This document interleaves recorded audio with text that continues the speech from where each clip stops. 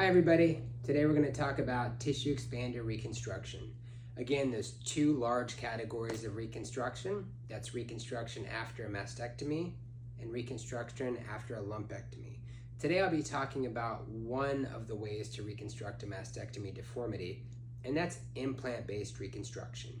This can either be done directly in one step with an implant, or most commonly it's done with a tissue expander. One of the most frequent ways we address mastectomy defects is a tissue expander, and that is a soft balloon that's adjustable. Once the breast has been operated on, the breast surgeon separates the skin from the gland and removes the gland.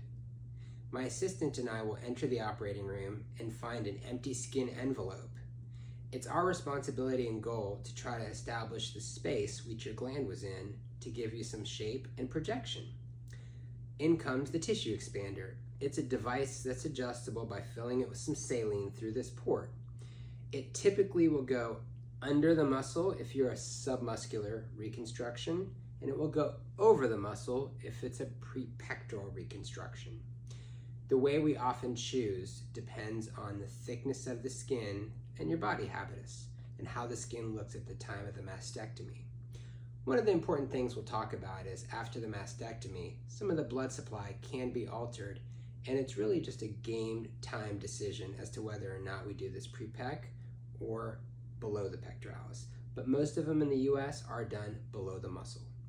Once it's tucked in below the muscle, we would secure it into place with a piece of acellular dermal matrix. This is decellularized tissue that comes out of a box.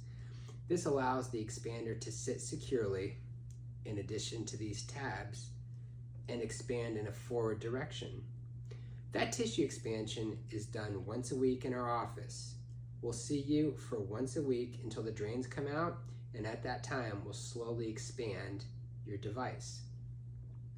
Once this device is expanded to the volume that we think is appropriate and you feel happy with, we will schedule you for your second stage, which is typically 90 days or 3 months after the tissue expander placement.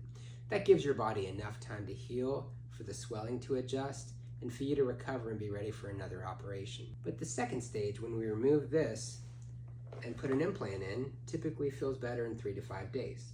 Now, the implant that we put in is designed and chosen based on your parameters, the height and width and volume of this device. We just basically substitute that for an implant that would fill your space and look nice and natural.